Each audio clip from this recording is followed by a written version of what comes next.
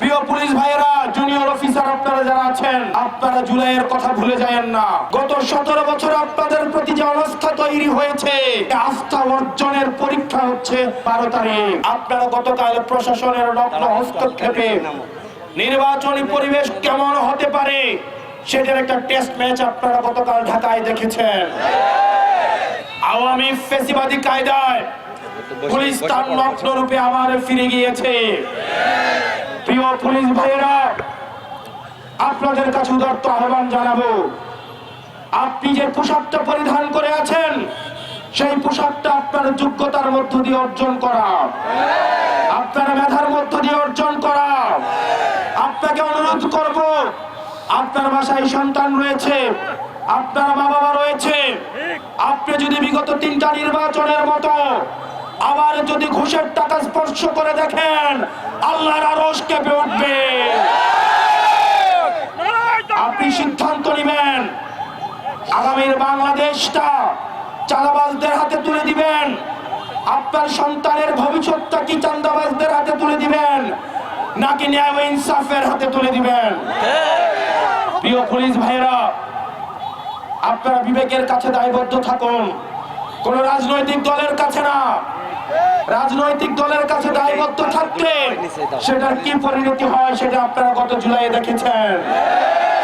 আল্লাহর কসম করে বলছি, আপনারা ন্যায়ের পক্ষে, ইনসাফের পক্ষে থাকেন। আপনারা বাংলাদেশের জনতার চাকরি করতে আসছেন, জনতার ট্যাক্সের টাকায় আপনার বেতন হয়, কোন রাজনৈতিক দলের টাকায় আপনার বেতন হয় না। আজকে যদি আপনি কোন রাজনৈতিক দলকে পৃষ্ঠপোষকতা দিয়ে ক্ষমতায় নিয়ে যান, আগামীকাল আপনার সন্তানের চাকরির জন্য তাদেরকে ঘোষণা দিতে হবে। প্রিয় পুলিশ ভাইয়েরা, আমরা আপনাদের বন্ধু। আমাদের বাংলাদেশটা সুখী সমৃদ্ধ করে তুলতে চাইলে আপনাদের অবদান রয়েছে, আপনাদের দায়িত্ব রয়েছে। আমরা চাই আমরা একসাথে কাঁধে কাঁধ মিলিয়ে ভাই ভাইয়ের মতো করে এই বাংলাদেশটাকে একটা সুখী সমৃদ্ধ করে তুলতে চাই। আপনারা নিজেদেরকে প্রশ্ন করেন, আর কতদিন আপনারা রাজনৈতিক গোলামি করবেন? অনেক পুলিশ ভাইয়েরা আমাদেরকে এসে বলেন, তাদের অফিসাররা তাদেরকে চাপ প্রয়োগ করে, ডিবি হারুন, বেনজির, ওনারাও চাপ প্রয়োগ করেছেন। প্রিয় পুলিশ ভাইয়েরা, জুনিয়র অফিসার আপনারা যারা আছেন, আপনারা জুলাইয়ের কথা ভুলে যায়েন না। বাংলাদেশের জনতা যার বিপক্ষে দাঁড়ায়, কামান দিয়ে, গোলা বারুদ দিয়ে, মিলিটারি দিয়ে, ভারত দিয়ে তাদেরকে আটকায় রাখা যায় না। প্রিয় প্রশাসনের ভাইয়েরা, গত 17 বছর আপনাদের প্রতি যে অনাস্থা তৈরি হয়েছে, সেই অনাস্থা থেকে আস্থা অর্জনের পরীক্ষা হচ্ছে আপনাদের 12 তারিখ।